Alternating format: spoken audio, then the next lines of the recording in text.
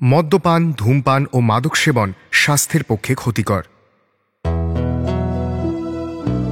দুর্গাপুজোয় কয়েকদিনের জন্য বাড়ি গেছিল ইন্দ্রাণী।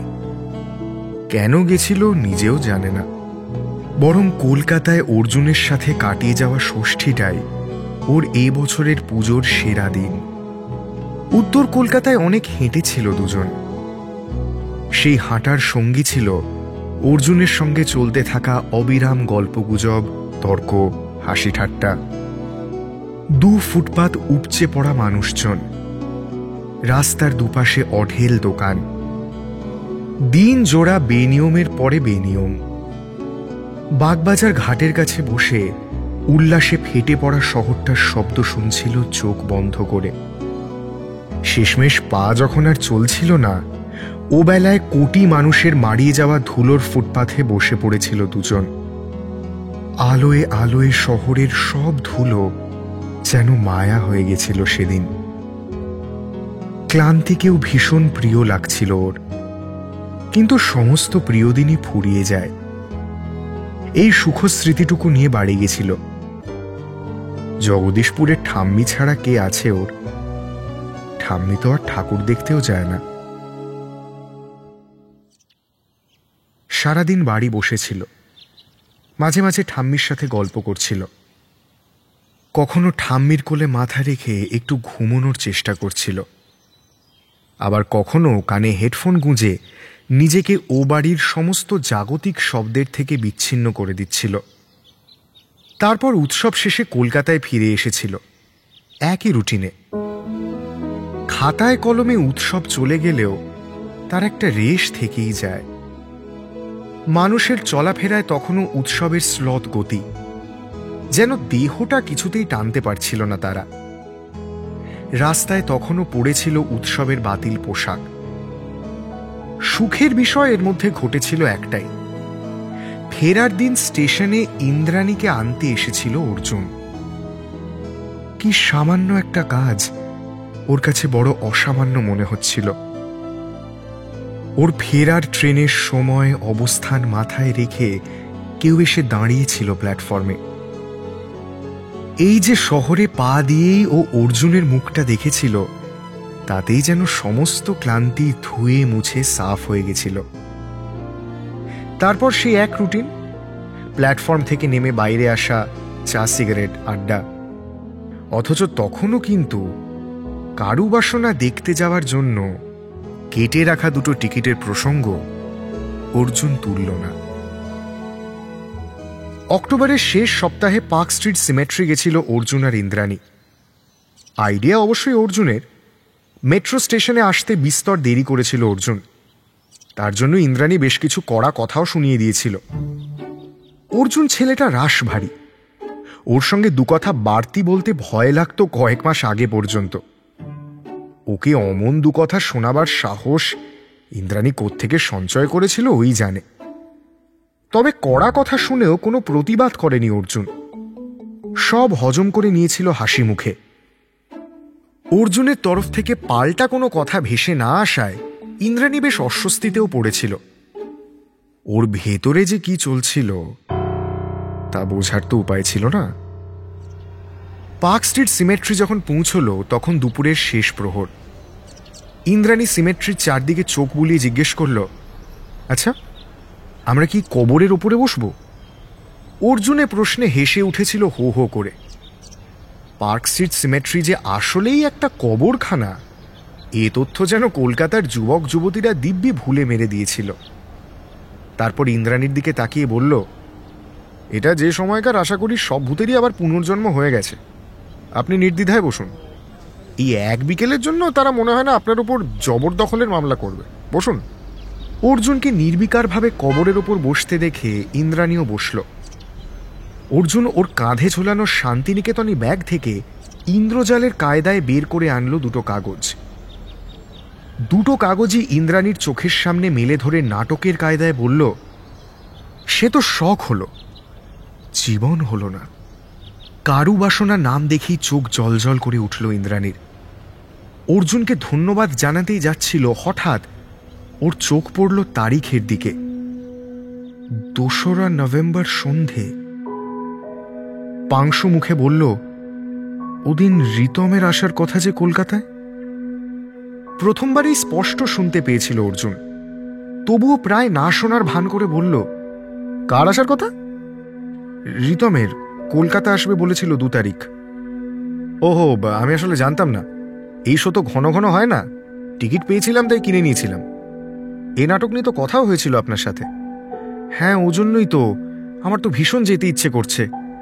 ইস, আপনাকে কেমন বেকায়দায় ফেললাম। না না, শুনুন, আপনি নিশ্চিন্তে ওই দিনটা আপনার প্রেমিকের সঙ্গে কাটান। নাটক ইত্যাদি কলকাতায় তো হতেই থাকে। এই যে বললেন এই নাটকের শো ঘন ঘন হয় না, ঘন ঘন হয় না বলেছি, একেবারে হয় না তো বলিনি। আবার যখন হবে জানাবো আপনাকে। তাহলে এই টিকিট দুটো কি হবে? ও নিয়ে আপনি ভাববেন না একদম। আপনি ওদিন ঘুরুন, বেড়ান, এমনি আপনাদের দেখা সাক্ষাৎ হয় না। টিকিটের কোনো খদ্দের পেলে বেচে দেব, না হলে নিজেই 2টো টিকিটে একটা নাটক দেখব, 2খানা সিট জুড়ে বসবো, বুঝলেন? ইস, আমার খুব খারাপ লাগছে। কেন, এতে খারাপ লাগার কি আছে? আসলে পুরোটাই তো আমার হঠকারিতা। হঠকারিতা? না না, প্লিজ এভাবে বলবেন না। না, হঠকারিতা নয়। এই যে আপনি ওদিন ব্যস্ত না ফাঁকা না জেনেই দুম করে টিকিট কেটে আনলাম, এ তো হঠকারিতাই। আমার না খুব যেতে ইচ্ছে করছে, কি করি বলুন তো? আর আপনি গেলে যে রিতমের খারাপ লাগবে, না গেলে যে আপনার খারাপ লাগবে। কি লাগবে না? আমার খারাপ লাগায় আপনার কি? কিছু নয়। আমার কাছে 2টো টিকিটই থাকলো, বিক্রি করব না, কথা দিলাম। সিদ্ধান্ত সম্পূর্ণ আপনার। যদি যান, জানাবেন। শীতের সন্ধে ছোঁয়া অমন অপূর্ব বিকেল কেমন ইন্দ্রাণীর দ্বিধায় জটিল হয়ে গেল। ইন্দ্রাণী কি করবে নিজেই ভেবে পাচ্ছিল না। একদিকে ছিল রিতমের দীর্ঘদিন পর কলকাতায় ফেরা, সাক্ষাৎ, নৈকট্য। অন্যদিকে অর্জুন, কারুবাসনা, জীবনানন্দ। একদিকে ওর আগের অনেকগুলো বছর পাশে থাকা, আবাল্য, কৈশোর। আর অন্যদিকে অর্জুনের এক একটা দুষ্প্রাপ্য নিবিড় সন্ধে। যেন এক এক সন্ধে এক একটা বছরের কথা বলে ফেলার ক্ষমতা রাখে অর্জুন। জীবনে এমন এক দ্বিধা জর্জরিত অবস্থায় এর আগে কখনো পড়তে হয়নি ইন্দ্রাণীকে। এ বিষয়ে যে কারোর পরামর্শ নেবে তেমন নিকট কেউই নেই ওর কাছে পিঠে। কাছে পিঠে কি, এই দুনিয়াতেই এমন কেউ ছিল না যার কাছে ও অর্জুনের ভূমিকা প্রতিষ্ঠা করেছিল। অর্জুনের সম্বন্ধে কি বা বলবে ও কাউকে? এক শব্দে কিংবা কয়েক বাক্যে অর্জুনকে ব্যাখ্যা করা সম্ভব নয়। আগাগোড়া সমস্ত দিনগুলোকে বলতে পারলে কেউ যদি বোঝে, তা তো আর সম্ভব নয়। তাছাড়া রিতমের কথা সবাই জানে। ওর পাওয়া উপমাটি সহজ, এক শব্দে সবাই তার গুরুত্ব অনুধাবন করতে পারবে, কিন্তু অর্জুন ওর ব্যক্তিগত একটা প্রাপ্তি। শহরের পথে হঠাৎ পাওয়া মূল্যবান কিছু। আস্তে আস্তে দিন এগিয়ে এলো। একাডেমি অফ ফাইন আর্টসের কাউন্টার বন্ধ, সমস্ত টিকিট ফুরিয়ে গেছিল। সামনে গিজগিজ করছিল ভিড়, লোকের লোকারণ্য। একটা ফাঁকা জায়গায় গাছের নিচে বসেছিল অর্জুন। আজকে ও গুহারান হেরেও যেতে পারে, সে সম্ভাবনাও পুরোদস্তুর ছিল। ছিল কেন, আছে। কিন্তু জীবনে কোথাও না কোথাও গিয়ে একটু ঝুঁকি নিতেই হয়। যেখানে যুদ্ধই ছায়ার সঙ্গে, সেখানে নিশ্চিতভাবে অস্ত্রচালনা সম্ভব নয়। 1 প্যাকেট সিগারেট সঙ্গে রেখেছিল অর্জুন, মুড়ি মুড়কির মতো উড়ে যাচ্ছিল। নতুন কলকাতায় আসা থতমত পা এলোমেলো ভাবে এগিয়ে যাচ্ছিল ভিড়ের দিকে। অর্জুন ওদিকেই তাকিয়েছিল। কত অপরিচিত লোক আজ একটা চেনা গন্তব্যে এসেছিল, কিন্তু পরিচিতা মানুষটাই হয়তো আসবে না। সময় যত এগোচ্ছিল, না আসার পাল্লা ভারী হচ্ছিল। ফস করে সিগারেট ধরিয়ে লম্বা একটা টান দিল অর্জুন। দাঁতে দাঁত চেপে হাসল। সে হাসির ফাঁক দিয়েই বেরিয়ে গেল ধোঁয়া। সিনেমা যেন ক্লাইম্যাক্সের দিকে পৌঁছে গেছিল। যা হওয়ার খুব তাড়াতাড়ি হবে, সেজন্যই যেন প্রস্তুত হচ্ছিল অর্জুন। সমস্ত সম্ভাবনার মেঘ সরিয়ে চূড়ান্ত বাস্তব হয়ে দেখা দিল ইন্দ্রাণী। পরনে একটা সাদা শাড়ি, আঁচলে সাদায় কালোয় কাজ করা, যেন এখানে আসবে বলে সাজতে গিয়েই দেরি করে ফেলেছিল। মুখে কোনো দ্বিধার ছাপ ছিল না, যেন সমস্ত সিদ্ধান্তটাই অত্যন্ত সহজ ছিল। উত্তর মিলছিল না নিজেরই দোষে। অর্জুন নিজেই কেমন যেন চমকে উঠেছিল। ওর ভেবে রাখা সমস্ত কিছু এমন ভীষণভাবে মিলে যাবে তা যেন ওর নিজেরই ভাবনার বাইরে ছিল। অবাক হয়ে তাকিয়েছিল ইন্দ্রাণীর দিকে। এ কি সত্যি, নাকি শেষ মুহূর্তে বাজে একটা স্বপ্ন দেখছিল, নাকি চোখের ভুল? একেবারে সামনে এসে ইন্দ্রাণী জিজ্ঞেস করল, কি দেখছেন? প্রশ্ন কানে আসতেই অমন বিভোরভাবেই অর্জুন বলল, আপনাকে। ইন্দ্রাণী এমন উত্তর আশাও করেনি। একটু অস্বস্তিতেই পড়ল। দুবার কেশে নিয়ে বলল,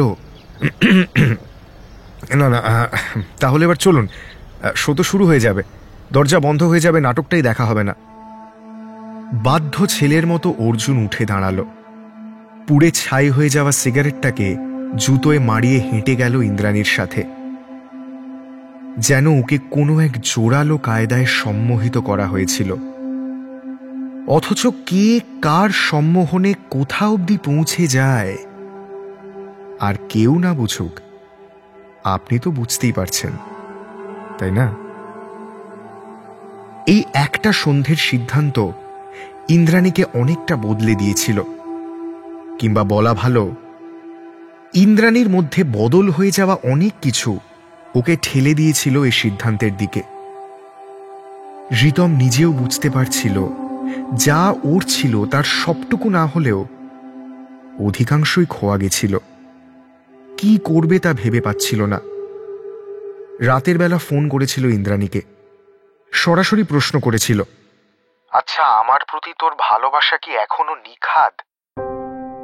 বিপরীতে ইন্দ্রাণী কিছুই বলতে পারেনি, চুপ করেছিল। ঋতম একই প্রশ্ন আরেকটু ঘুরিয়ে করেছিল আবার, তুই কি অন্য কাউকে ভালোবেসে ফেলেছিস? ইন্দ্রাণী প্রত্যুত্তরে বলেছিল, তোর কি তাই মনে হয়? ঘটনাক্রম আমাকে তাই মনে করতে বাধ্য করছে। ঘটনাক্রম? কোন ঘটনাক্রমের কথা বলছিস তুই? যে তুই আমার সাথে কথা বলতে পেলে আর কিছু চাইতিস না এক সময়, আজ তোকে ফোন করলে একবারে কখনোই পাওয়া যায় না। হয়তো ব্যস্ত থাকে, না হলে বেজে যায় তুই ফোন ধরিস না। আমি অনেক সময় রিহার্সালে থাকি। শুধু কি রিহার্সাল? বিকেলে, সন্ধে, অনেক সময় রাতেও। রাতে এসে ক্লান্ত হয়ে অনেকদিনই ঘুমিয়ে পড়ি আমি। দেখ, যাই হয়ে যাক, আমাকে তার খবরটুকু দিস, অন্ধকারে রাখিস না। না মানে, তোর এমন কেন মনে হচ্ছে যে আমি তোকে অন্ধকারে রাখছি? একই প্রশ্ন এ নিয়ে দ্বিতীয়বার করলি। দেখ, তথ্য প্রমাণ দিয়ে তো সবকিছু বোঝানো যায় না, আর যেখানে পুরো বিষয়টাই মনের ওপর নির্ভরশীল। আমি বুঝতে পারছি, আর আমার এই উপলব্ধি যে ভুল তাও মনে হচ্ছে না। তুই কি আমাকে সন্দেহ করছিস? দেখ, কথার অন্য মানে তুই করতেই পারিস, কিন্তু একটু ভাব, আজ তো আমাদের দেখা করার কথা ছিল অনেক আগে থেকেই। কিন্তু আমি তো তোকে বললামই আজ স্টেজ রিহার্সাল আছে, কোনোভাবেই কাটানো যাবে না। এমন তড়িঘড়ি করে স্টেজ রিহার্সালের দিন জানায়? দেখ, অন্তত পক্ষে নাটকের পদ্ধতিগত ব্যাপারে আমার সাথে তর্ক করিস না তুই, ও জিনিসটা তুই বুঝিস না। তর্ক আমি করছি না ইন্দ্রাণী। একদিন আমি তোকে বলেছিলাম তোরই স্বপ্ন পূরণের জন্য কলকাতা যেতে। সেদিনও আমি কিছুই বুঝতাম না, তবুও তুই সে কথা শুনেছিলি। পুরনো কথা টেনে এনে কি প্রমাণ করতে চাইছিস তুই? এক্স্যাক্টলি, এই জায়গাটা দেখ। এই যে এসব তোর পুরনো মনে হচ্ছে, আমি তার সাপেক্ষেই নতুনটা জানতে চাইছি। মানে, আমি এক বিন্দুও তোর কথা বুঝতে পারছি না। জানি না সত্যিই বুঝতে পারছিস না কি না, তবে নতুন কিছু না এলে কোনো কিছু তো পুরনো হয়ে যায় না, না? কে বলেছে নতুন ঘড়ি না এলে আগের ঘড়িটা পুরনো হবে না? নতুন জামা না এলে আগের জামাটা পুরনো হবে না? মানুষ তো ঘড়ি কিংবা জামা নয়, সেক্ষেত্রে হিসেব আলাদা। দেখ রিতম, অনেস্টলি আজ অনেক পরিশ্রম গেছে। এই প্রতিদিনের ঝঞ্ঝাট আমি নিতে পারছি না, অসহ্য লাগছে আমার। অসহ্য লাগছে? কাকে? কি শুনতে চাইছিস তুই? না, আমি আলাদা করে কিছু শুনতে চাইছি না, যা বলার তুইই বলছিস। বেশ, তাহলে আমি আর কিছুই বলছি না। এবার আমায় একটু শান্তি দে, ঘুমোই। আর দেখা? আদৌ কি তার কোনো প্রয়োজন আছে? প্রয়োজন মানে? আমি ব্যাঙ্গালোর থেকে এলাম, তুই একবারও দেখা করবি না? তুই ব্যাঙ্গালোরে যখন গেছিলি তখনও তো দেখা হয়নি। হয়েছিল কি? একই কুমির ছানা দেখিয়ে সব পরিস্থিতিকে জাস্টিফাই করিস না। এটা দীর্ঘদিন দীর্ঘবার বলেছিস তুই। এবার অন্য কিছু খোঁজ। তোর মনে হয় আমি আমাকে জাস্টিফাই করার কারণ খুঁজি? হ্যাঁ, খুঁজিস। ঠিক আছে, খুঁজি। এখন রাখছি, এ নিয়ে কথা বলতে আর ভালো লাগছে না আমার। হ্যাঁ, রেখে দে। দেওয়ার মতো উত্তর না থাকলে মানুষ ফোন নামিয়েই রাখে। যা ইচ্ছে ভেবে নে তোর, আমি আমার সপক্ষে আর যুক্তি দিতে পারছি না। দেখা তাহলে তুই করবি না, তাই তো? দেখা করে কি করব আমরা? যে তর্কটা ওভার দ্য ফোন হচ্ছে সেটাই সামনাসামনি করব? এমনও তো হতে পারে একবার দেখা হলেই সব ঠিক হয়ে যাবে। আমার তা মনে হয় না রিতম। তুই কি কোনোভাবে আমাকে ফেস করতে চাইছিস না? এটাই তো ভুল ধারণা। আমি এমন কোনো ঘৃণ্য অপরাধ করিনি যার জন্য তোর সামনে দাঁড়াতে আমার সমস্যা হবে। ঘৃণ্য না হোক, অপরাধ তার মানে করেছিস বলছিস? কথার ফাঁক ধরিস না, এত বাগবিতণ্ডা ভালো লাগছে না, আগেই বললাম। বেশ, রাখছি। তবে এই ইঙ্গিত আমার সুবিধের ঠেকছে না। আমি চাই তুই কোনো দোনামোনায় না থাকিস। যা সিদ্ধান্ত নিবি তাড়াতাড়ি নিস, জানিয়ে দিস।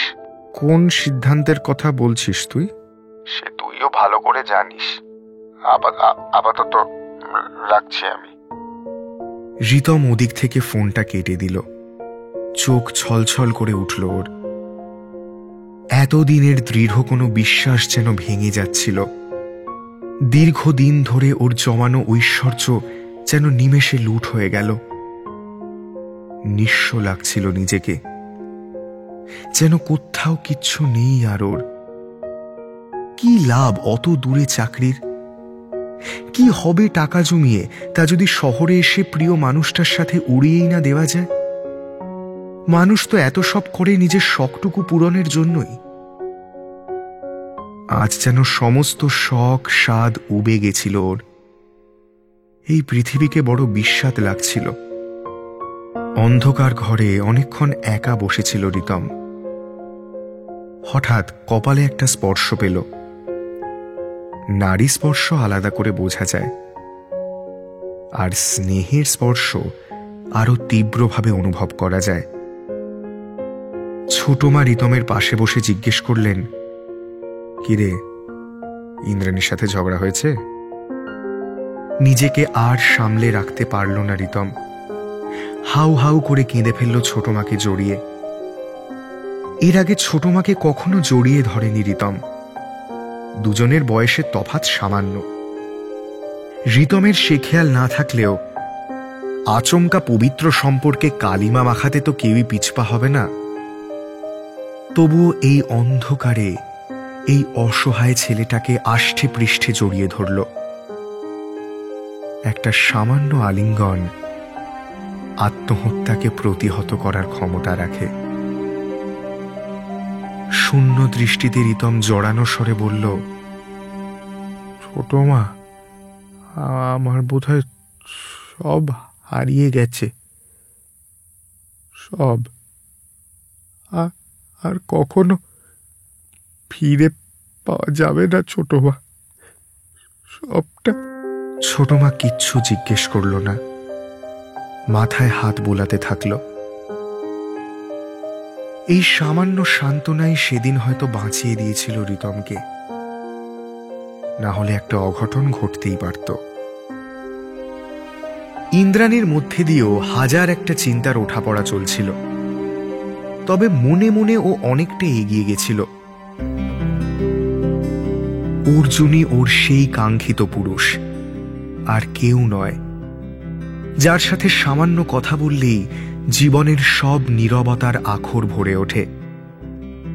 পৃথিবীর যে কোনো কঠিন যুক্তিতেই এই খ্যাপাটে চিন্তাটাকে হারাতে দিলে চলবে না। ইন্দ্রাণী ওর নিজের সিদ্ধান্তে অবিচল থাকার জন্য হাজার একটা বাধা পেরোতে হবে জেনেও এই সিদ্ধান্ত নিয়েছিল।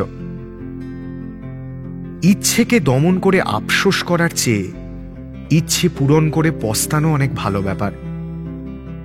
কিন্তু সব প্রশ্ন গিয়ে একটা জায়গাতেই দাঁড়িয়েছিল, অর্জুনকে এ ব্যাপারে কিছুই বলা হয়নি ওর। তবে অর্জুন কি আর ইন্দ্রাণীকে ফিরিয়ে দেবে? এমন কোনো সম্ভাবনাকে লাই দিচ্ছিল না ইন্দ্রাণী।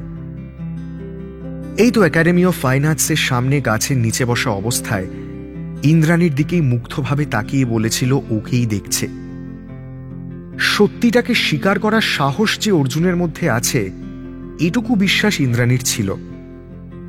এখন ওর মোটমাট দুটো কাজ। এক, রিতমকে সব কথা জানাতে হবে, এটা ওর দায় কিংবা দায়িত্বের আওতায় পড়ে। আর দুই, অর্জুনকেও নিজের মনের সমস্ত অনুভূতি উজাড় করে বলতে হবে। এর মধ্যে আগের কাজ আগে করাই ভালো। রিতমকে জানাবার জন্য এখনো অনেক শক্তি সঞ্চয় করতে হবে, নিজেকে প্রস্তুত করতে হবে পুরোপুরি। ও কি আদৌ পারবে? রিতমের সামনে দাঁড়ানোর কোনো প্রশ্নই ছিল না। সবকিছু ফোনেই মিটিয়ে দেবে বলে ঠিক করে রেখেছিল। ও কি কাজটা ঠিক করছিল? কিন্তু এর মধ্যে ভুলেরই বা কি আছে? নিজের ইচ্ছের পথে চলার মধ্যে তো কোনো দোষ নেই। এ নিয়ে আর ভাবলে চলবে না। বলবে, খুব তাড়াতাড়ি রিতমকে সব বলবে ইন্দ্রাণী, কাল কিংবা পরশু। কিন্তু রিতমকে আর কিছুই কি বলার মতো আছে ইন্দ্রাণী? রিতম তো সবই আন্দাজ করতে পেরেছিল, সবটা। ইন্দ্রাণীর মাথাটা অসহ্য যন্ত্রণায় ছিঁড়ে যাচ্ছিল। একটা ট্রেন দৌড়ে যাচ্ছিল গন্তব্যের দিকে।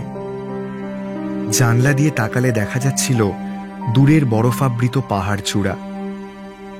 ইন্দ্রাণী জানলার কাছে বসে সেদিকেই আঙুল দেখিয়ে বলেছিল, ওই দেখো কাঞ্চনজঙ্ঘা, দেখো দেখো। একবার দেখা দিয়েই সে পাহাড় চলে যাচ্ছিল গাছের কিংবা জনবসতির আড়ালে। কিন্তু ইন্দ্রাণী ওর সামনে বসে থাকা মানুষটাকে ঠাউর করতে পারছিল না। কে ও? অর্জুন নাকি রিতম? বারবার মুখটাকে দেখার চেষ্টা করছিল ইন্দ্রাণী। উল্টো দিকের মানুষটাও কি এক মন্ত্র বলে এমন সামনে বসেও নিজেকে আড়াল করে রেখেছিল। ইন্দ্রাণীর অস্বস্তি হচ্ছিল, ছটফট করছিল পাগলের মতো। আর ঠিক তখনই ঘুমটা ভেঙে গেল। চোখ খুলে বুঝল এ নেহাতি স্বপ্ন। দিনের সমস্ত চিন্তা নাকি সেখানে গিয়েই জমা হয়। আর ঘুম আসবে না। শুয়ে থাকতেও ইচ্ছে করছিল না। উঠে গিয়ে নিজের জন্য চা বসালো। সকালের যেমন যা কাজ থাকে মেশিনের মতো করছিল। কোনো কাজেই যেন মন বসছিল না। রিতমের ফিরে যাওয়ার দিনও এগিয়ে আসছিল। ইন্দ্রাণী মনে মনে ঠিক করল, যা করার আজই করতে হবে। প্রায় গোটা দিনটাই ঘরের ভেতরে কাটিয়ে দিল ইন্দ্রাণী। সামান্য ভাতে ভাত রান্না করে শুধু পেটের জ্বালাটুকু মেটাল। বাকি সময়টা বিছানায় উপুড় হয়ে শুয়েই ছিল। সম্পর্ক তো গাছেরই মতো, যত সময় যায় তা জীবনের অনেক গভীরে নিজের শেকড় বাকড় ছড়িয়ে ফেলে। সমূলে সেসব বৃক্ষচ্ছেদন করতে হলে একটু বেগ তো পেতেই হবে। সন্ধে নাগাদ ফোন করবে ভেবেছিল, কিন্তু আপাতত ইন্দ্রাণীর মনই এই সন্ধেটাকে দূরে ঠেলে ফেলে দিতে চাইছে। সময় যেন আজ দ্রুত পেরিয়ে যাচ্ছিল। সন্ধের দিকে প্রহরের সে কি উন্মত্ত দৌড়। রিতমের সঙ্গে এই বিচ্ছেদে ইন্দ্রাণীর কোনো দ্বিধা ছিল না বটে, তবে কোনোভাবেই মন যেন রিতমের সঙ্গে বিতণ্ডায় যেতে চাইছিল না। শীতের বিকেল ক্ষণস্থায়ী। তার আসা আর যাওয়ার মধ্যে ফুরসত নেই। চারিদিক ঘিরে অপার্থিব অন্ধকার নেমে এলো ঘরে। বাড়ি থেকে এত দূর এসে গেলে ঈশ্বর বিশ্বাস বোধহয় ফিকে হয়ে যায়। যে মেয়ে ছোটবেলায় দিনে দুবার করে ঠাকুরকে জল বাতাসা দিত, আজ তার ঘরে কোনো বিগ্রহ অবধি নেই। এত লম্বা সময় এইসব আচার অনুষ্ঠান থেকে নিজেকে দূরে রেখেছিল, আজ আচমকা ঈশ্বরের থেকে সামান্য সাহস চাইতেও অস্বস্তি হচ্ছিল বড়। তবে ওই সাহসটুকু ভীষণ দরকার ছিল ওর। ফোন করার জন্য সঠিক সময়টা খুঁজে বার করতে পারছিল না। এখন নাকি 5 মিনিট পর, এমন ভাবতে ভাবতে ক্রমশ পিছিয়ে দিচ্ছিল ব্যাপারটাকে। সামনের রাস্তার ল্যাম্পপোস্টের হলদে আলো এসে বিঘ্ন ঘটাচ্ছিল এমন নিশ্চিদ্র অন্ধকারে। তবুও কোথাও গিয়ে নীরবতা অটুট ছিল। প্রকৃতির নিজস্ব সুরের বাইরে কোনো শব্দ বা আওয়াজ ছিল না। মন্ত্রমুগ্ধের মতো ইন্দ্রাণী তাকিয়েছিল ওই হলদে আলোর দিকে। আচমকা ফোনটা বেজে উঠল। ফোনের আওয়াজে যেন ঘোর কাটল। ফোনের স্ক্রিনে চোখ রেখে ওর বুকটা যেন ছ্যাঁত করে উঠল। রিতম নিজে থেকেই ফোন করেছে। নিশ্চয়ই কিছু বলবে ভেবেই ফোন করেছে। কি আর বলবে? রিতমের জীবনে নতুন কোনো আপডেট? কবে ফিরে যাচ্ছে ব্যাঙ্গালোর সেই সব? নাকি কলকাতা থেকেই ওয়ার্ক ফ্রম হোম হিসেবে কয়েক মাস কাটানো যাবে? বলার জন্য খুবই উৎসাহ নিয়ে ফোন করছিল কি রিতম? সেই উৎসাহকেও খুন করতে হবে? ইন্দ্রাণীর স্বাভাবিক একটা সিদ্ধান্ত রিতমকে জানাতে কেন এত সমস্যা হচ্ছিল? নিজের ওপরেই রাগ হচ্ছিল ওর। এত সব ভাবতে ভাবতে ফোনটাই কেটে গেল। বিন্দুমাত্র দেরি না করে ঘুরিয়ে ফোন করল ইন্দ্রাণী। ওপার থেকে ভেসে এলো একটা শান্ত নম্র গলার আওয়াজ। রিতম জিজ্ঞেস করল, ব্যস্ত? না, ব্যস্ত নয়, বল। বলার কিছু নেই, শোনার জন্যই ফোন করলাম। শোনার জন্য? কি শুনতে চাস বল। না না, আমার চাওয়ার সঙ্গে জুৎসই কিছু শোনাতে হবে না। আমার মনে হয় তোর কিছু বলার আছে, সেটাই বল।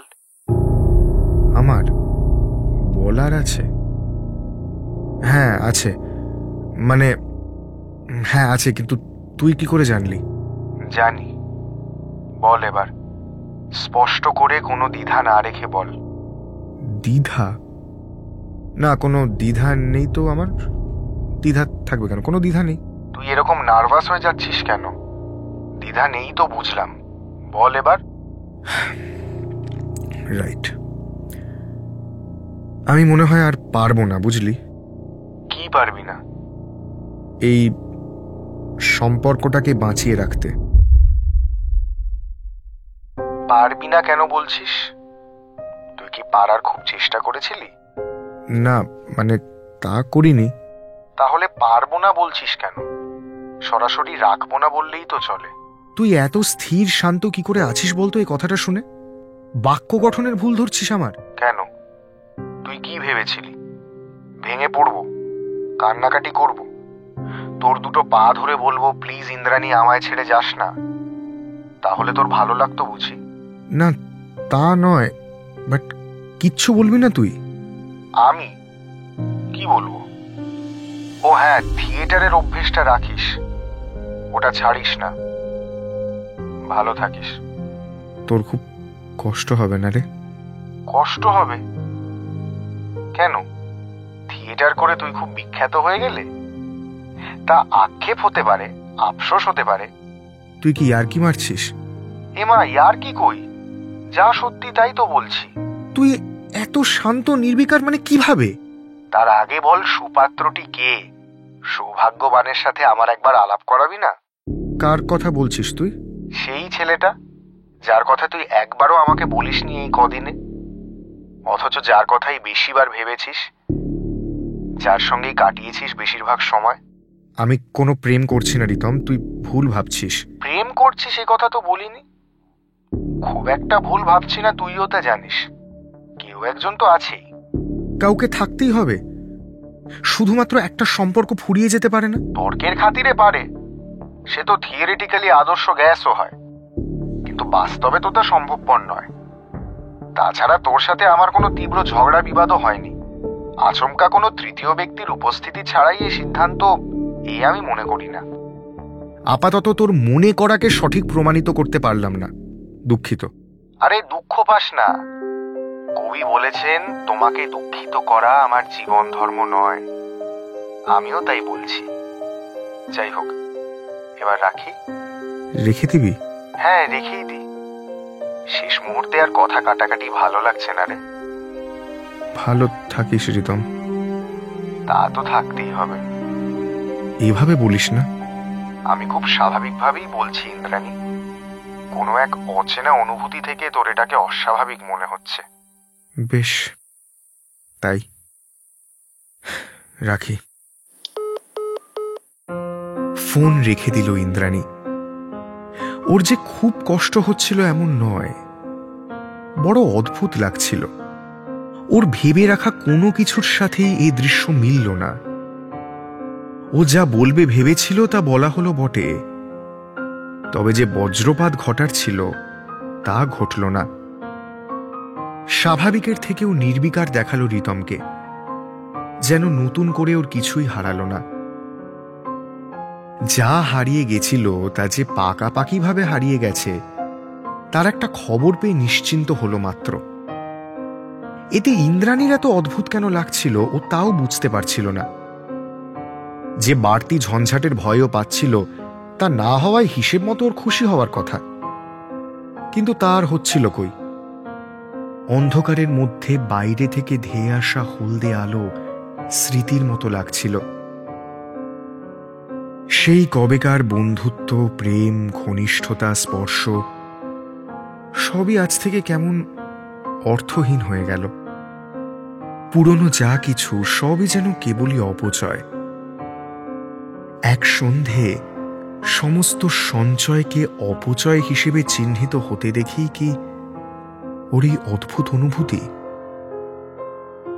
ও ঠিক পথে এগোচ্ছিল কিনা বুঝতে পারছিল না, তবে যে পথে এগোচ্ছিল তা থেকে সরে আসার কোনো রাস্তা নেই, আর ফিরে আসারও না। পরবর্তী পদক্ষেপও স্থির ছিল। অর্জুনকে ফোন করতে হবে। একটা ঝড়ের সম্ভাবনা থেকে মুক্তি পেয়েই তা নিয়ে চিন্তা শুরু করল। অবশ্য এই কাজটা অপেক্ষাকৃত সহজ। অর্জুনের সঙ্গে ওর চিন্তাধারা কিংবা জীবন ধারণেও একটা মিল ছিল। একমাত্র সমস্যা যদি কিছু ছিল তা হলো বয়স। অর্জুন বয়সে ওর থেকে বেশ খানিকটা ছোট, কিন্তু অর্জুনের যা চিন্তা ভাবনা তাতে কেবল বয়সটা সমস্যা হয়ে দাঁড়াবে তা ওর মনে হয় না। আর কি আছে ভাবার? অর্জুনকে ফোনে ধরল। ওপাশ থেকে কিছু শোনার আগেই বলল, শুনুন, আপনাকে আমার কিছু বলার আছে। কাল একবার দেখা করতে পারবেন? দুনিয়ায় কত আঘাত ফিরে ফিরে আসে। ওদিকে যেমন রিতমের মনে পড়ছিল ডাকঘর নাটকের কথা। অমল চরিত্র থেকে কেমন বাদ পড়েছিল। ওর গলায় নাকি ছেলে মানুষই নেই।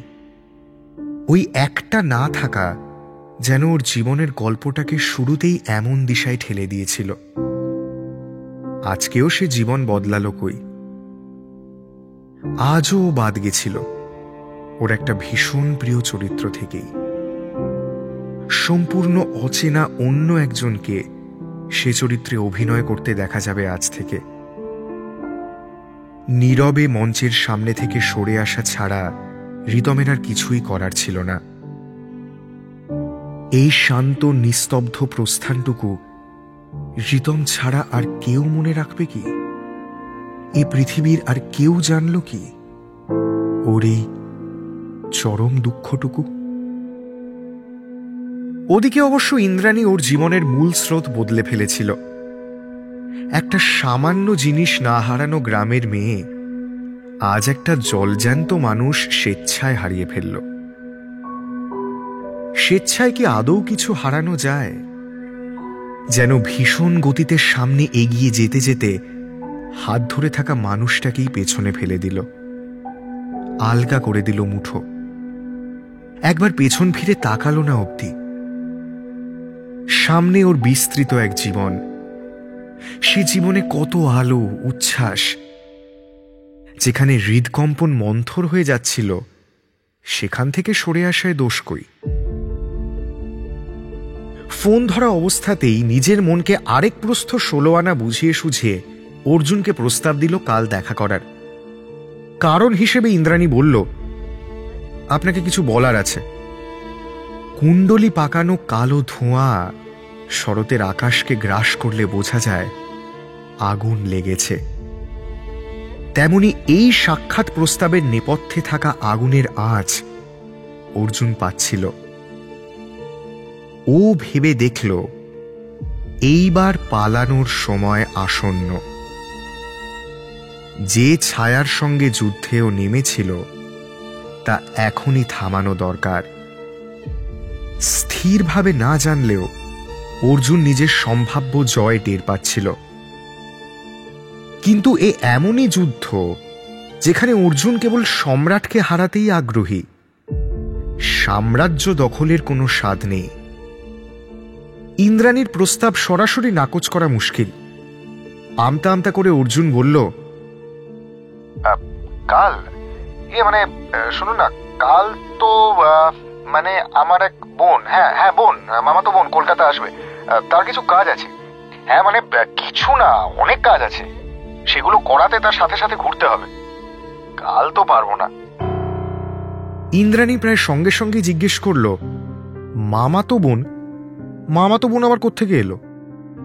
এবার অর্জুন খানিকটা তর্কের সুরে বলল, মানে কোত্থেকে এলো মানে কি? মামার বাড়ি থেকে এলো। না মানে আগে তো কখনো মামাতো বোনের কথা শুনিনি, তাই আর কি। সে তো আমার ছোট পিসির কথাও বলিনি আগে আপনাকে।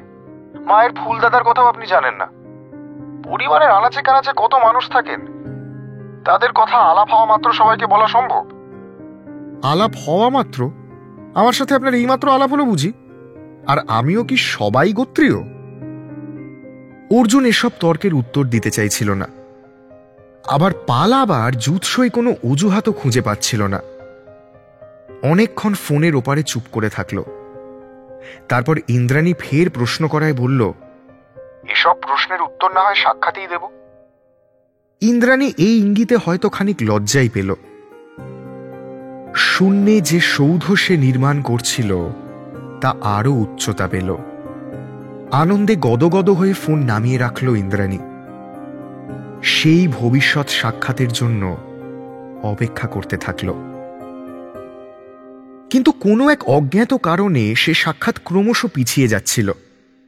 অর্জুন যেন কিছুতেই সময় বার করে উঠতে পারছিল না। রিহার্সালে অর্জুন দেরি করে ঢুকছিল, আবার শেষ হতে না হতেই কোনো একটা কাজ দেখিয়ে আসছি বলেই উধাও হয়ে যাচ্ছিল। প্রথম দিকে ব্যাপারটা কাকতালীয় মনে হলেও পরে ইন্দ্রাণীর মনে হল অর্জুন যেন ইচ্ছাকৃতভাবেই এই সাক্ষাৎ এড়িয়ে যাচ্ছিল। অর্জুনকে সরাসরি এ ব্যাপারে জিজ্ঞেস করবে ভেবেছিল ইন্দ্রাণী, কিন্তু তখনই গ্রাম থেকে ওকে ফোন করে জানানো হলো ঠাম্মির শরীর খারাপ। কাল বিলম্ব না করে গ্রামে দৌড়ে এলো। ততক্ষণে অবশ্য প্রাথমিক চিকিৎসা করা হয়েছে। বয়সজনিত কারণেই বীণাপানি দেবী অসুস্থ হয়ে পড়েছিলেন। ডাক্তার কিছু ওষুধপত্র দিয়ে গেছেন, সেসব নিয়মিত চলছে।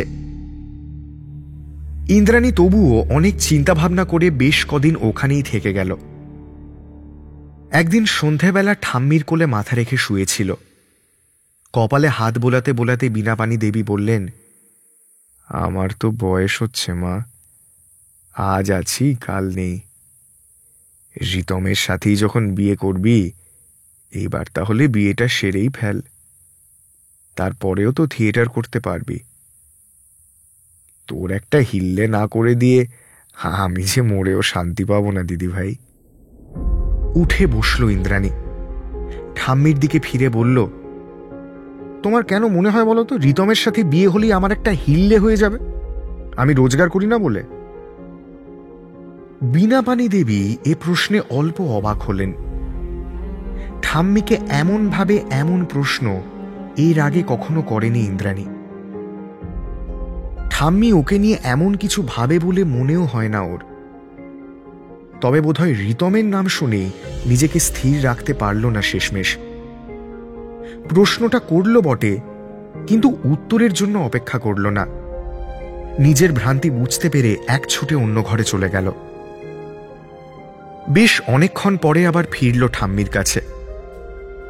বীণাপানি দেবী পূর্ব প্রসঙ্গ না তুলেই জিজ্ঞেস করলেন, কি হয়েছে তোর, সত্যি করে বলতো? আর রাগঢাক করলেন না বীণাপানি দেবী। অন্তর্যামীর মতো সরাসরি জিজ্ঞেস করলেন, রিতমের সঙ্গে সম্পর্কটা আদৌ আছে? ঠাম্মিকে জড়িয়ে ধরে যেন বিস্ফোরণে ফেটে পড়ল ইন্দ্রাণী। না না, নেই নেই নেই, সে সম্পর্কটা নেই। বীণাপাণি দেবী প্রত্যুত্তরে কি বলবেন ভেবে পাচ্ছিলেন না। নাতনিকে জড়িয়ে ধরে শব্দহীনভাবে বসে থাকলেন অনেকক্ষণ। দুশ্চিন্তা যেন মুহূর্তে মুহূর্তে তার বয়স বাড়িয়ে দিয়ে মৃত্যু অবধি পৌঁছে দিচ্ছিল। তবু বীণাপাণি দেবীর এখনই নিস্তার নেই। এই নাতনিটি যাই বলুক, একটা হিল্লে তো করে যেতেই হবে। তারপর অবশ্য গ্রামে আর বেশি দিন ছিল না ইন্দ্রাণী। তবে যে কদিন ছিল, অর্জুনের তরফ থেকে কোনো ফোন আসেনি। এমন অদ্ভুত আচরণের ও কোনো কারণ খুঁজে পাচ্ছিল না। অসহায় লাগছিল ভীষণ। কলকাতা ফিরে এসে প্রথমেই অর্জুনের সাথে যোগাযোগ করল। সাক্ষাতে নয়, ফোনে। সরাসরি জিজ্ঞেস করল, এই কয়েকদিনের মধ্যে এত ব্যস্ত হয়ে পড়লেন কি করে বলুন তো? আমিই বা এত গুরুত্বহীন হয়ে পড়লাম কিভাবে? অর্জুন যেন ওপাশ থেকে এ কথার অন্তর্নিহিত অর্থ বুঝতে পারল না। অবাক হয়ে জিজ্ঞেস করল, মানে আজ হঠাৎ গুরুত্বের প্রসঙ্গ আসছে কোত্থেকে? সেই কবে বলেছিলাম দেখা করতে, কিছু কথা বলার আছে। এখনো আপনি সেই সময়টা বার করে উঠতে পারেননি। কি মুশকিল, আমার কি নিজের কাছে ব্যস্ত থাকার অধিকার নেই? আপনি বলা মাত্রই আপনার সামনে আবির্ভাব হবো, এ কথা দিয়েছি কখনো? আপনি সমস্ত কথার উত্তর এমনভাবে দিচ্ছেন কেন? কারণ আপনি আচমকা আমাকে দোষারোপ করছেন, তাই? সে অধিকার আমার আছে। অধিকার? কে দিল আপনাকে সে অধিকার? আমি কখনো দিয়েছি বলে তো মনে পড়ছে না। ইন্দ্রাণী এবার যেন পরাস্ত হল। চোখ ছলছল করে উঠল। নিজেকে নিঃস্ব রিক্ত মনে হল। কান্না যেন গলায় আটকে দম বন্ধ করে ফেলল ওর। চোখের দুপাশে গাল বেয়ে নেমে গেল অজস্র ধারা। জীবনে কি তাহলে মারাত্মক এক ভুল সিদ্ধান্ত নিয়ে নিল তাড়াহুড়োয়? কথা বলার মতো কেউ নেই সামনে। এমন কেউ নেই যার সাথে এ পরাজয়ের কথা ভাগ করে নিয়ে সামান্য শান্তি পাবেও। এ তিলোত্তমায় বড় বড় একাও। আর একা মানুষের দুঃখ শোক সবই তার নিজস্ব। হাতের নাগালে রাখা সিগারেটের প্যাকেটটা কাছে টেনে নিল। হাত কাঁপছিল ইন্দ্রাণীর। সেই কাঁপা হাতে লাইটার জ্বালিয়ে ধরল মুখের সামনে। জ্বলতে থাকা সিগারেট থেকে অনেকটা ধোঁয়া টেনে নিল। বুকের মধ্যে থাকা যন্ত্রণাকে যেন স্পর্শ করে আসছিল সেসব ধোঁয়া। ইন্দ্রাণী কি করবে ভেবে পাচ্ছিল না। নিজেকে বড় অস্থির লাগছিল ওর, অসহায় লাগছিল। খালি মনে হচ্ছিল জীবনের সব থেকে বড় ভুল সে করে ফেলেছে ইতিমধ্যেই, আর তা থেকে নিস্তারের কোনো উপায় নেই। থম মেরে থাকা গাছের পাতা মাঝে মধ্যে নড়ে উঠছিল। একটা ঠান্ডা হাওয়া জানলা দিয়ে এসে ছুঁয়ে দিচ্ছিল ইন্দ্রাণীকে। ও যে বেঁচে ছিল এর যেন একমাত্র অনুভব ওই ঠান্ডা হাওয়াটুকুর স্পর্শ। বাকি সময় লাশের মতো স্থির হয়ে পড়েছিল ইন্দ্রাণী। বুকে ব্যথার ভার, মাথায় কাঁটার মুকুট, সবকিছু যেন মর্মে বিঁধছিল আজ ওকে ভীষণভাবে। তবে জীবন যত আঘাতই দিক, কিছু কাজ করে যেতেই হয় বেঁচে থাকতে গেলে। ইন্দ্রাণীও তার ব্যতিক্রম নয়। রোজকার রান্না বান্না, প্রয়োজনে টুকটাক দোকানপাট এসব চলছিলই। শরীর খারাপের অজুহাত দিয়ে রিহার্সেলে যাওয়া কিছুদিনের জন্য স্থগিত রেখেছিল। তাতে দলের একটু সমস্যা হচ্ছিল বটে, তবে সবার ব্যাকআপই তৈরি থাকে। নন্দিনীরও বিকল্প ছিল। তনুশ্রী হাসি মুখে সে রাজ্যপাট সামলাচ্ছিল। খেলার নিয়মই এই, কেউ মাঝপথে হার মেনে নিলে কেউ অনায়াসে জিতে যায়। কিন্তু আশ্চর্যের ব্যাপার, অর্জুন খুবই স্বাভাবিক আচরণ করছিল। শিবেদার থেকে ইন্দ্রাণীর শরীর খারাপের খবর পেয়ে ফোন করেছিল। খুঁটিনাটি অনেক প্রশ্ন জিজ্ঞেস করল ইন্দ্রাণীকে শুভাকাঙ্ক্ষীর মতো। এও জিজ্ঞেস করেছিল ওর আসার প্রয়োজন আছে কিনা, এলে কোনো সুবিধে হয় কিনা। ইন্দ্রাণী একরকম অভিমানেই ওকে আসতে বারণ করেছিল। ও যে বারণ করবে তা বোধহয় অর্জুনের জানা ছিল, কিন্তু ইন্দ্রাণীর অস্বস্তি তাতে যেন বেড়ে গেছিল কয়েক গুণ। অর্জুন কি তাহলে সত্যি ওকে শুধুমাত্র একজন বন্ধু ভাবত? কাছের বন্ধু, নাকি নাকি সাধারণ কোনো বন্ধু? কলকাতার বন্ধুত্ব কিংবা স্বাভাবিক আলাপও যে কতখানি ঘনিষ্ঠ হয়ে উঠতে পারে তার একটা ধারণা ওর আছে। জগদীশপুরে বেড়ে উঠেছিল ইন্দ্রাণী। বলতে গেলে অন্য কোনো অপরিচিত স্বল্প পরিচিত কোনো ছেলের সাথেই এত কথা বলেনি কোনোদিন। যা বলার একমাত্র রিতমকেই বলতো। তাহলে কি সত্যিই বুঝতে একটা বড়সড় ভুল হয়ে গেল? আফসোস হয় ইন্দ্রাণীর, কিন্তু কি জন্য এই আফসোস ঠিকঠাক অনুধাবন করতে পারে না। অর্জুনকে পেল না বলে কি এই আফসোস হচ্ছিল, নাকি রিতমকে হারিয়ে ফেলল বলে এই আফসোস? মন আসলেই অন্ধকার একটা জায়গা, সেখানে যে কোনো সিদ্ধান্তের কথা ভাবা যায়। ইন্দ্রাণীও ভেবেছিল রিতমের কাছে আর ফিরে যাওয়া যায় কিনা, কিন্তু ওর কাছে তা আরো অপমানের হবে। সারা জীবন সে অপমান বয়ে বেড়াতে হবে, তা ইন্দ্রাণী পারবে না। তবে যাই হয়ে যাক, অর্জুনের সঙ্গে দূরত্ব বাড়ালে চলবে না। হয়তো সত্যি কথাই বলছে ও, এখনো ইন্দ্রাণীকে সেভাবে ভেবে ওঠেনি, কিন্তু কোনোদিনও ভাববে না তা তো নয়। একটু সময় তো সবাইকেই দিতে হয়। মাঝে মধ্যে ইন্দ্রাণীর এও মনে হচ্ছিল, নাই বা থাকলো রিতম, নাই বা থাকলো অর্জুন, এছাড়া কি জীবন চলবে না? তাছাড়া পৃথিবীতে আর কাউকে যে ভালো লাগবে না ভবিষ্যতে, তারও তো কোনো মানে নেই। কিন্তু সমস্ত ভাবনা শেষেই বড় ক্লান্ত লাগে ইন্দ্রাণীর। মাঝে মধ্যে বেঁচে থাকাটাও বড় কসরত মনে হয়। কিন্তু মরে যাবে, যদি একবারে মরতে না পারে? আত্মহত্যাতেও যদি ব্যর্থ হয়, বাকি সবের মতো? শরীর খারাপের খবর শিবেদার থেকে শুধু অর্জুনের কানে যায়নি। চয়নও ইন্দ্রাণীর অসুস্থতার কথা জানতে পেরেছিল, ভেবেছিল একবার খবর নেবে। কিন্তু এর আগেও কথা বলতে গিয়ে দেখেছিল ইন্দ্রাণীর মধ্যে একটা আড়ষ্ট ভাব। তাই ওর খবর নেওয়ার জন্য সহেলিকেই ফোন করেছিল। সহেলি নিজের জীবন নিয়ে ব্যস্ত। ইন্দ্রাণীর সাথে কালে ভদ্রে কথা হয় বটে, তবে তা ওই সৌজন্য রক্ষার্থেই বলা চলে। ইন্দ্রাণীও একটা ডিপ্লোমেসি বজায় রাখে। ও নিজেও তো সহেলিকে সবটা বলতে পারে না, স্বাভাবিকভাবেই তাই কথা খুব কম হয়। চয়নের কাছে অসুস্থতার খবর পেয়ে অবশ্য দুশ্চিন্তা হচ্ছিল। যতই হোক, মেয়েটা তো ওর ভরসাতেই কলকাতায় এসেছিল। এমন একটা খবর শুনে একবার অন্তত পক্ষে যাওয়া প্রয়োজন। ফোন করবে কিনা তাও ভেবেছিল, কিন্তু তার সঙ্গে এ সম্ভাবনাও মাথায় এলো, ফোন করলে যদি ইন্দ্রাণী আসতে বারণ করে। ইন্দ্রাণী যা, ও মুখের ওপর বলে দিতেই পারে আসার দরকার নেই, কিন্তু শটান ফ্ল্যাটে গিয়ে পড়লে তো আর সে সম্ভাবনা নেই। পরেশকেও এ ব্যাপারে কিছু বলল না। বিকেলের দিকে কাঁধের ব্যাগটা নিয়ে বেরিয়ে পড়ল। গিয়ে অবশ্য দেখল ইন্দ্রাণীর শারীরিক অসুস্থতা নেই। ও যে অসুস্থতার খবর পেয়ে এসেছিল সে কথা অবশ্য ইন্দ্রাণীকে বিন্দুমাত্র বুঝতে দেয়নি। গলায় একটা স্বাভাবিক উচ্ছ্বাস এনে বলল, কিরে, কেমন চমকে দিলাম বল? তা বটে, সহেলির আবির্ভাবে এক মুহূর্তের জন্য হলেও চমকে উঠেছিল ইন্দ্রাণী। একটা ঢিলে জামা পরে রান্নাঘরে কাজ করছিল। কাজ বলতে কিছুই না, বিকেলে অল্প খিদে পাচ্ছিল, তাই একটা ডিম ভাজার পরিকল্পনা ছিল।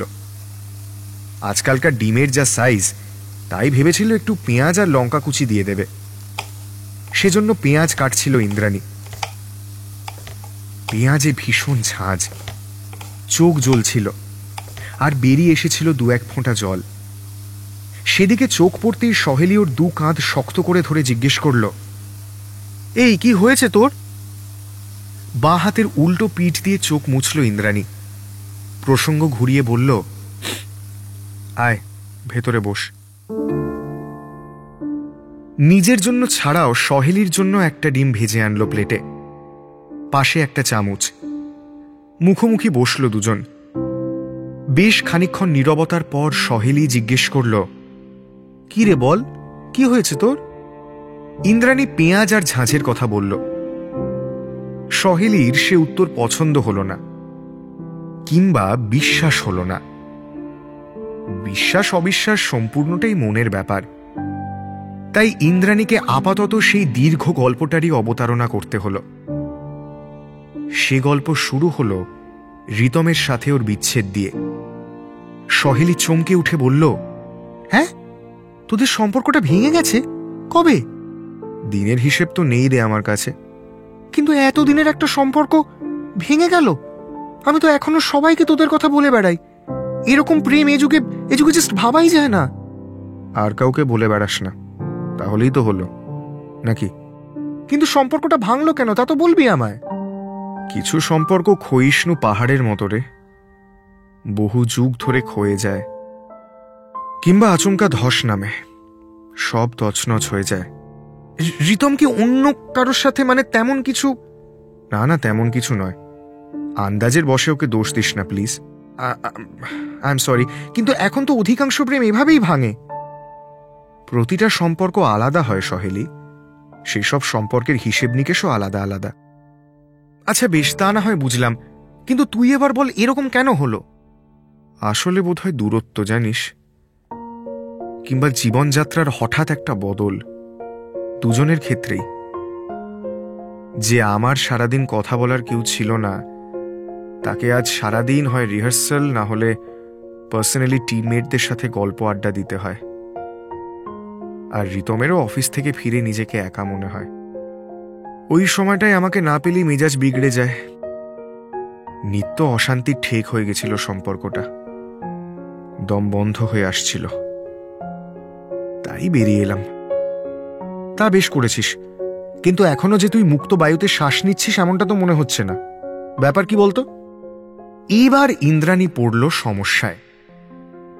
প্রেম ভেঙে যাওয়ার গল্প গুছিয়ে নির্বিকারে বলা যায়, কিন্তু সেই একই আসরে তার পরপরই নতুন প্রেমে পড়ার গল্প করা কি সাজে? বিশ্বাসযোগ্যতা নিয়েও তো একটা প্রশ্ন উঠতে পারে। তাছাড়া ঘটনাক্রমও একটা গুরুত্বপূর্ণ বিষয়। সহেলির যদি এখন মনে হয় রিতমের সাথে বিচ্ছেদের আগেই অর্জুনের প্রবেশ ঘটেছিল ইন্দ্রাণীর মনে, তাহলে তো একটা বদনামি রটবে শেষমেশ। তার চেয়ে চুপ করে থাকাই ভালো। ইন্দ্রাণী কোনো উত্তর দিল না। সহেলি উত্তরের অপেক্ষায় মুহূর্ত গুনতে গুনতে প্লেটে রাখা ডিম ভাজাটা শেষ করল। বোতল থেকে অনেকটা জল ঢকঢক করে ঢেলে নিল গলায়। তখনও ইন্দ্রাণী চুপ, শূন্যে দৃষ্টি রেখে, যেন এ ঘরে ওর অনুপস্থিতিটুকু জানিয়ে দিচ্ছিল মাত্র। তবুও সহেলি ওকে ডাকল। পাশে বসে কাঁধে হাত রেখে বলল, কিরে, অন্যমনস্ক হয়ে গেলি যে বড়? কি হয়েছে তোর? চোখ মুখও যে শুকিয়ে গেছে। রিতমের কথা মনে পড়ছে? তা অবশ্য পড়বারই কথা। কোন ছেলেবেলাকার প্রেম! 1 যুগেরও বেশি সময় একসাথে কাটিয়েছিস তোরা। আজ আচমকা সব ভেঙে চুরে গেলে মনের আর দোষ কোথায় বল? ইন্দ্রাণী সহমত পোষণ করল না, প্রতিবাদও করল না, যেন শুনতেই পায়নি এমন একটা ভাব করে অন্যদিকে চেয়ে থাকল। নিজের মনের মতো কথা বলে যাচ্ছিল সহেলি। কিভাবে এসব থেকে বেরিয়ে আসা যায়, কিভাবে সুখে আর শান্তিতে থাকা যায়, এসব কথা। ইন্দ্রাণী কখনো সে কথা শুনছিল, মাঝে মধ্যে উদাসীন হয়ে পড়ছিল। ভাবছিল অর্জুনের কথা আদৌ সহেলিকে বলবে, নাকি পুরোটাই চেপে যাবে? যদি বলবে বলেই ভেবে থাকে, তাহলে কি আজকেই বলবে, নাকি অন্য কোনো দিন?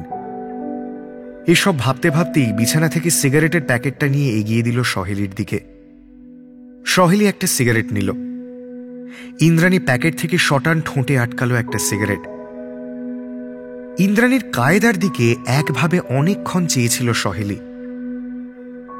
কলকাতায় নেমে যে মেয়ে সিগারেটে প্রথম টান দিয়েছিল, সে মেয়ে আজ প্যাকেট থেকে সোজা ঠোঁটে সিগারেট নিচ্ছে। আশ্চর্যেরই বটে।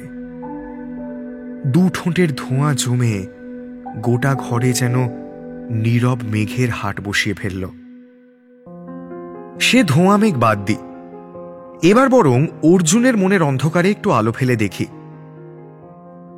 অর্জুন ফুর্তির বশে যে খেলা শুরু করেছিল, তার জন্য হালকা একটা অপরাধ বোধ কাজ করছিল। ওর অভিনয় করতে ভালো লাগে, তাতে সমস্যা নেই। এর আগেও বাস্তবে মেকআপ ছাড়া অনেক অভিনয়ও করেছিল। কখনো না দেখা রিতমকেও ও যে এভাবে হারিয়ে দিল, তা নিয়েও আফসোস নেই। কিন্তু ইন্দ্রাণী, ওর ভালোবাসার শহরের স্বপ্ন নিয়ে ছুটে এসেছিল ইন্দ্রাণী। ওর সাথে কি ও ঠিক করল? ও যদি গ্রামে ফিরে যায় সবকিছু ছেড়ে, কলকাতা সম্পর্কে কি ধারণা জন্মাবে ওর, আরো 5 জনের? কিন্তু পুরনো ঘটনা ভেবে আর আক্ষেপ করে কি হবে? এর জন্য যে প্রায়শ্চিত্ত বরাদ্দ, তাও করতে পারবে না। তার চেয়ে সারা জীবন এই পাপ বয়ে বেড়ানোই শ্রেয়। ইন্দ্রাণীর সঙ্গে ওর সম্পর্ক মোটমাট বন্ধুত্বেরই, কেবলমাত্র পরিচিত নয়। ইন্দ্রাণী ওর বন্ধুই। তবে এখন কি আর সে বন্ধুত্ব বজায় রাখা সম্ভব হবে? প্রেম জাতীয় একটা সম্ভাবনার জন্ম তো ও নিজেই দিয়েছিল। তখন নিজেকে বোঝানো উচিত ছিল, আটকানো প্রয়োজন ছিল। আর কি হবে এসব 7-5 ভেবে? পরিস্থিতি আপাতত হাতের বাইরে। শত চেষ্টাতেও এ ক্ষতিপূরণ সম্ভব নয়। বৃথায় চেষ্টা করে উভয় পক্ষকেই বিড়ম্বনায় ফেলার মানে হয় না। গড়িয়ার কোনো একটা গলির মধ্যে চায়ের দোকানে বসে চায়ের সঙ্গে সিগারেট টানতে টানতে এসব কথা ভাবছিল অর্জুন। ধেয়ে আসা সাহসী চড়াইকে যেমন তাড়িয়ে দেয় গৃহস্থ, বারবার সেভাবেই এসব ভাবনাকে মাথা থেকে দূর করার চেষ্টা করছিল। কিন্তু আবার মাথায় চলে আসছিল ব্যাপারটা। হঠাৎ তনুশ্রীর ডাকে ভাবনায় ছেদ পড়ল। তনুশ্রী এখন নন্দিনী চরিত্রের মহড়া দিচ্ছিল। অর্জুনেরও বিশ্বাস মঞ্চে তনুশ্রী চরিত্রটা করবে। যার সঙ্গে যার অভিনয়ের অধিকাংশ মুহূর্ত থাকে, তারা রিহার্সালের বাইরেও টুকটাক দেখা করে, আড্ডা দেয়, একটা ন্যূনতম রসায়ন তৈরির চেষ্টা করে। সেজন্যই এ সাক্ষাতের অবতারণা। তনুশ্রীও ওর থেকে বয়সে বড়, থিয়েটারের দিক থেকে দেখলেও সিনিয়র। আচমকা এসে বসল অর্জুনের পাশে। দোকানদারকে ইশারা করে বলল, আমাকেও একটা চা। টেবিলে অর্জুনের সামনে পড়ে থাকা সিগারেটের প্যাকেট থেকে একটা সিগারেট বার করে ধরালো। তারপর অর্জুনকে হালকা একটা খোঁচা দিয়ে বলল, নন্দিনী নাজেহাল হওয়ায় বিশুর কি মন খারাপ? অর্জুন চোয়াল শক্ত করে পরিমিত উত্তর দিল, মন খারাপ নয়, কারোর শরীর খারাপ তো হতেই পারে। তনুশ্রী ফের একটা বক্রোক্তি করল, শরীর খারাপ না ছাই, দেখ গিয়ে ভয় পালিয়েছে নির্ঘাত। আর শিবে দাও মাইরি, এসব নতুন ছেলে মেয়েদের কি করে যে এমন গুরুদায়িত্ব দেয় বুঝি না। বাঁদর দিয়ে কি আর রাজপাট সামলানো যায়? অর্জুন সিগারেটটা পায়ের কাছে ফেলে মারিয়ে দিল। তারপর রক্তচক্ষু নিয়ে তনুশ্রীর দিকে বিরক্তির সঙ্গে তাকালো। কিছুক্ষণ চুপ করে তাকিয়েই থাকলো। তারপর বলল, আমরা কি ইন্দ্রাণীর কুৎসা করবো বলেই দেখা করলাম? তোমার যদি সে ইচ্ছে থাকে তাহলে বলে দাও, আমি উঠি, আমার অন্যান্য অনেক কাজ আছে। তনুশ্রী পরিস্থিতি গড়বড় দেখে ম্যানেজ দেওয়ার চেষ্টা করলো। আরে আরে রেগে যাচ্ছিস কেন? ইন্দ্রাণীকে নিয়ে আমার মাথা ব্যথা নেই, আমি দলের কথা বলছিলাম আর কি। শিবেদা মাঝে মধ্যে যা সব করে তা একেবারে স্বৈরতন্ত্র। অর্জুন আবারও প্রতিবাদ করল, বেশ তো, এসব কথা দলের মিটিংয়েই বলো ক্ষণ, আমি উঠি। আর বসল না ওখানে, উঠে গিয়ে নিজের বিল মিটিয়ে বেরিয়ে গেল। তনুশ্রী নির্বিকারভাবে বসে থাকল। বোধহয়ও খুশি হয়েছিল। বাগে পেয়ে অর্জুনকেও কথা শোনানো গেল। এমনিতে তো এসব সুযোগ বেশ বিরল। রিতমকে এবার ব্যাঙ্গালোরে ফিরে যেতে হবে। যে টানে যে উদ্দীপনায় কলকাতা দৌড়ে এলো, সেসব সৎকার করেই ওকে ফিরতে হচ্ছিল। তবু মনের কোথাও একটা ক্ষীণ বিশ্বাস ছিল ইন্দ্রাণী একবার হলেও যোগাযোগ করবে, জানতে চাইবে রিতমের মনের অবস্থা। অবশ্য শেষবার যেরকম কথোপকথন হয়েছিল তাতে এ আশা ত্যাগ করেছিল রিতম। ওর নিজেরও জানা ছিল এইসব যুক্তি, কিন্তু মন তো যুক্তির বিশেষ ধার ধারে না, তাই এসব ভাবছিল। একদিন যাওয়ার সময় এসে পড়ল। ছোট মাকে, বাড়ির আর সবাইকে বিদায় দিয়ে বেরিয়ে পড়ল ট্যাক্সি করে। ছোট মা একেবারে সদর অবধি এগিয়ে এসেছিল। ছলছল চোখে বলল, একেবারে আমাদের ত্যাগ করিস না কেমন, ফিরিস সুযোগ সুবিধে মতো, আর নিজের খেয়াল রাখিস, অযত্ন করবি না শরীরের, সাবধানে যাবি। ঝিঝি পোকার ডাকের দিকে যেমন কেউ মন দেয় না, তেমনি অন্যমনস্কভাবে সব শুনছিল রিতম। এই সমস্ত কথাবার্তা ওর জানা। রাস্তায় বেরোলে যেমন সবাই সাবধানে যেতে বলে তেমনি। আর কত সাবধান হতে পারে একটা মানুষ? বিপদ আসার থাকলে ঠিক চলে আসবে, কোনো সাবধানতা দিয়েই হয়তো তা ঠেকাতে পারবে না রিতম। এই যেমন কোনো এক অজানা বিপদ এসে ইন্দ্রাণীকে ছিনিয়ে নিল ওর থেকে। সঠিক সময় প্লেন উড়তে শুরু করল। নিচের ঘর বাড়ি, পাড়া তল্লাট, নদী, ব্রিজ ক্রমশ ক্ষুদ্র থেকে ক্ষুদ্রতর হয়ে যাচ্ছিল। রিতম পাখির দৃষ্টিতে দেখছিল ওর ফেলে যাওয়া শহর, হেরে যাওয়া প্রেম, ব্যর্থতা, অপদার্থতা সব যেন স্তূপাকৃতি হয়ে পড়েছিল। নিজের সিটে কাত হলো এবার।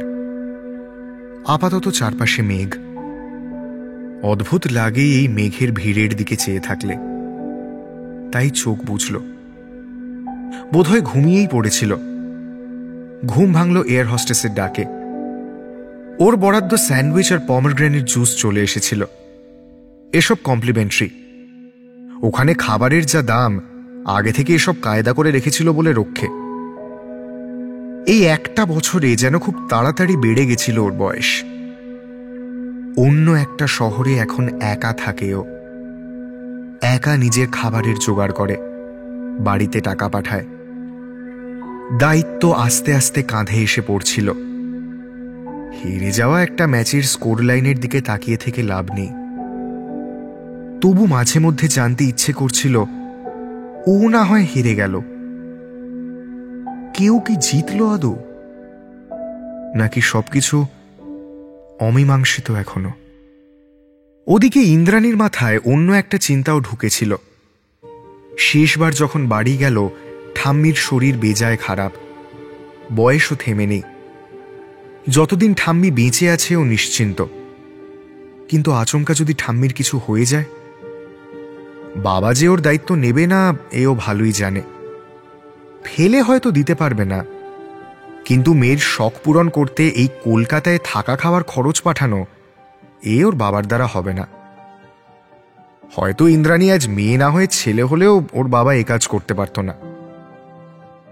সত্যি কি এ খরচ ভস্যে ঘি ঢালা নয়? কতদিন রিহার্সালে যায়নি ইন্দ্রাণী, এখনো নতুন। মন প্রাণ দিয়ে শুধু থিয়েটার করেও কত তালেবর মানুষই পেট চালাতে পারছিল না। সেখানে ও একেবারে আত্মনির্ভর হয়ে উঠবে কয়েক বছরে, এ আশাও কম। কম কি, নেই বললেই চলে। সহেলির সাথে ইদানিং ওর নিয়মিত কথা হচ্ছিল। কথা বলার মতো একটা মানুষও তো দরকার। মাঝে মধ্যেই টুকটাক কেনাকাটা করতে গড়িয়াহাট কিংবা ঢাকুরিয়া যেত দুজন। কলকাতার ভিড়ভাট্টা, আওয়াজ বড় কানে লাগে ইদানিং। সমস্ত কিছুকেই বড় অযথা কোলাহল মনে হয় ওর। এর সঙ্গে পাল্লা দিয়ে ধীরে ধীরে বাড়ছিল দিনের সিগারেটের সংখ্যাও। জীবনের বাকি সব ঘটনার সঙ্গে কোথাও একটা প্রচ্ছন্ন যোগ তো অবশ্যই ছিল। মাঝে মধ্যে খোঁজ নিচ্ছিল অর্জুন। এই তো কাল রাতেও ইন্দ্রাণীর সাথে ওর কথা হয়েছিল, খুবই সামান্য ছাড়া ছাড়া সেসব কথা। কিন্তু দিন শেষে কথা তো বটে। অর্জুন জিজ্ঞেস করেছিল, আপনার শরীর কেমন? বাঁকা উত্তর দিয়েই শুরু করেছিল ইন্দ্রাণী। বেঁচে আছি। বালাই ষাট, বেঁচে যে আছেন সে আপনার গলা শুনিয়ে বুঝতে পেরেছি। হ্যাঁ, ওইটুকুই খবর শরীর সম্পর্কে। ডাক্তার দেখিয়েছেন? না, দেখাইনি। কলকাতায় কোন ডাক্তার দেখাবেন নিশ্চয়ই বুঝতে পারেননি। আর শুনুন, সুলেখার মোড়ে একজন এমডি মেডিসিনের ডাক্তার বসেন, খুব ভালো ব্যবহার, বেশ নামডাকও আছে। যদি যাবেন বলেন আমি নিয়ে যেতে পারি। যাব না। এভাবে শরীর খারাপটাকে নেগলেক্ট করবেন না, পরে বাড়াবাড়ি হতে পারে। হলে হোক, আপনার তাতে কি? আমার আমার তাতে কি করে বোঝাই আপনাকে। যাকে রিহার্সেলেও তো যোগ দিতে হবে এবার, অনেকদিন ছুটি হয়ে গেল। অসুস্থ শরীরে সেখানে যেতে বলছেন? না না, অমন অমানবিক নই আমি, তাড়াতাড়ি সেরে উঠতে বলছি। বেশ, চেষ্টা করব তাড়াতাড়ি সেরে ওঠার। সুলেখার মোড়েই বসেন ডাক্তারবাবু, বুধ আর শনিবার। আমি নাম লিখিয়ে দিই সামনের দিন? কোনো দরকার নেই, আমি নাম লিখিয়ে নেব। বয়কট করেছেন আমায়? তাই মনে হচ্ছে বুঝি। তারপর দুদিকেই নীরবতা। এ কথা অস্বীকার করারও ক্ষমতা ছিল না ইন্দ্রাণীর, আবার সশব্দে স্বীকারও করতে পারছিল না। অদ্ভুত এক গেঁড়া কলে পড়ে গিয়ে ছটফট করছিল। তারপর রাখছি বলে ফোন রেখে দিল অর্জুন। বাকি রাতের প্রথমটুকু এসব নিয়েই ভাবছিল ইন্দ্রাণী। তাহলে কি অর্জুনের মধ্যেকার বরফ অল্প অল্প করে গলছে?